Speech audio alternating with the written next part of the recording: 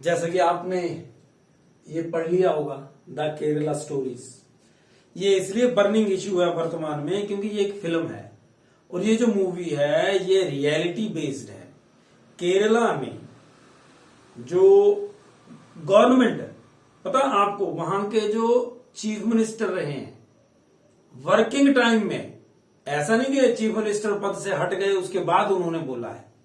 दो chief ministers ने अपने जब टेन्योर था उसमें उन्होंने ये बात विधानसभा में रखी है या मीडिया में आकर के बताई है कि भाई साहब ऐसे ऐसे करके केसेस हो रहे हैं लव जिहाद के, और जो मुस्लिम कट्टरपंथी हैं उनका ये टारगेट है कि जल्दी से जल्दी 2047 तक हमने इंडिया के ऊपर कब्जा करना है और केरल को उससे पहले अपने नियंत्रण में ले लेना है। जनसंख्या वृद्धि करनी है और महिलाओं को, खास लड़कियों को क्यों टारगेट कर रहे हैं? जनसंख्या बढ़ाने के लिए, क्योंकि वो तो मशीन है उनके लिए। अब ये जो बात थी, ये बातें भारत में फिल्म जगत नहीं इसकी तरफ ध्यान देता था, ना ही इसको सामने लाने का दम रखता था। कश्मीर फाइल्स बनने के बाद मीडिया में, खास करके ये जो फिल्म इंडस्ट्री है इसमें कुछ एक लोग हैं उनको लगा कि ये कंटेंट सच्चा है, पर इसमें इन्वेस्टमेंट, कम इन्वेस्टमेंट से ज्यादा प्रॉफिट बनता है। पैसा तो कमाना ही है, पैसा तो मेन है ना, लेकिन कंटेंट जो रियलिटी वाला था उसको लेकर के मूवीज बनाने का अब चलन शुरू हुआ। तो केरला फाइल्स, केरला की स्टोरीज जो बिल्कुल सच्ची थी, लेकिन मीडिया तो छोड़िए, राजनीतिक दलों में भी दम नहीं था, अब जाकर के इसके ऊपर फिल्म बनी। अब मैं इसको क्रमवार आपको बता देता हूं। केरला का जो एसटीएफ है उन्होंने कोर्ट में 5000 से अधिक लव जिहाद के केस बताए कि ये जो सिमी तथा पीएफआई है, सिमी फिर पीएफआई बन गया, इन्होंने 1995 में, 1995 में हिंदू या ईसाई, सबसे पहला टारगेट हिंदू, उसके बाद ईसाई यानी गैर मुस्लिम जितने भी लड़कियां वहां हों, कोशिश करनी है कि उनको फंसाया जाए और धर्म परिवर्तित करवाया जाए। किस लिए? जनसंख्या वृद्धि करवानी मुसलमानों की। अब इसके ऊपर केरला स्टोरीज आधारित है, ये जो फिल्म बनी है इसके ऊपर ही बनी है।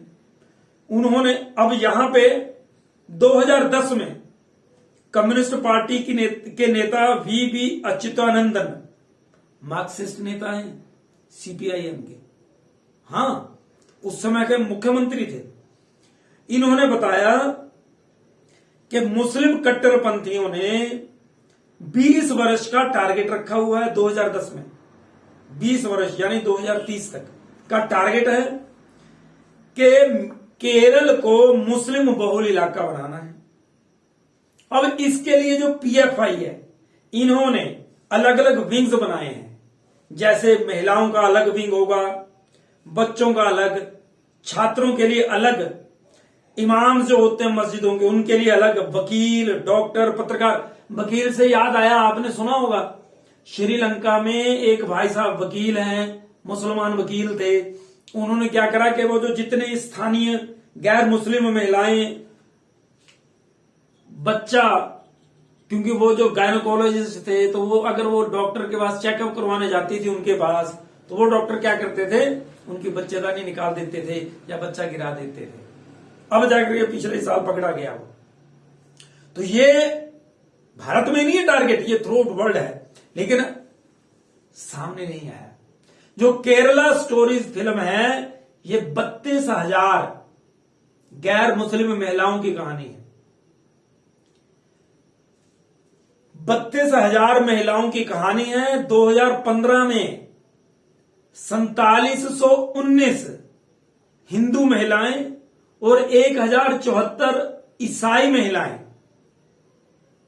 धर्म परिवर्तन करके मुसलमान बनी। 2011 में केरल में कांग्रेस की सरकार थी, ओमैन चांडी मुख्यमंत्री थे। 25 जून 2012 को केरल विधानसभा में एक रिपोर्ट रखी गई कि केरल में मुस्लिम कट्टरपंथियों का टारगेट है 2005 के बाद से हर वर्ष लगभग 2800 से 3200 के बीच हिंदू लड़कियों को फंसाना, धर्म परिवर्तन करवाना। कोई बात नहीं, धर्म परिवर्तन कर लिया, बच्चे पैदा करने के लिए आपने उनको अपने में शामिल कर लिया, ठीक है, मान लिया ये भी। लेकिन दुखद पक्ष क्या है, ये जो महिलाएं हैं इनमें से अधिकतर का अब कोई अता पता नहीं है। इनको एक्सपोर्ट कर दिया गया, बाहर भेज दिया गया। कहां? अफगानिस्तान में। इनको वेश्या बना दिया गया अधिकतर को। अफगानिस्तान में लड़ाई थी, वहां उनको चाहिए थी वेश्याएं, जो युद्ध लड़ रहे थे आतंकवादी, उनकी खुशी के लिए वहां चली गई। खाड़ी देशों में भेजा गया, उन इलाकों में जहां अलकायदा या आईएसआईएस या तालिबान का कब्जा या उनका प्रभाव, ताकि वहां से फिर वो जहां चाहे ले जाएं इनको। दुख इस चीज का है कि वो जो बच्चियां जिनको इन्होंने प्रेम में फंसाया, प्यार, अब यहां पे प्यार को जाति या धर्म से नहीं तोलना माना जाता है, लेकिन भाई साहब तब रोंगटे खड़े हो जाते हैं जब प्यार के नाम पर आप जिससे शादी करते हैं उसको वेश्या बना देते हैं और बाहर ऐसी जगह भेज देते हैं जहां वो तिल तिल करके मर जाती हैं। वर्तमान में क्या है, अब ये सारी स्टोरी कौन दिखा रहा है? जी हां, केरला स्टोरीज में डायरेक्टर सुदीप्तो दास ने ये दम रखा, उन्होंने ये कोशिश करी है कि इन स्टोरीज को सामने लाया जाए। वर्तमान में सीपीएम की ही सरकार है, कांग्रेस विपक्ष में है वहां केरल में। सीपीएम की सरकार है और जो चीफ मिनिस्टर है वो है पिनारिया विजयन। ये इस फिल्म के विरोध में है और मजेदार बात क्या है पता, कांग्रेस भी इनके साथ है अपोजिशन में, लेकिन केरला स्टोरीज बैन होनी चाहिए इस मुद्दे पर कांग्रेस सरकार के साथ है, सीपीएम के साथ। ठीक वैसे ही जैसे कश्मीर फाइल्स के समय ये सारे कम्युनिस्ट, कांग्रेस, ये और जितने भी और जो छुटपुट पार्टी है ये सब इकट्ठी हुई थी, आम आदमी पार्टी समेत सारे।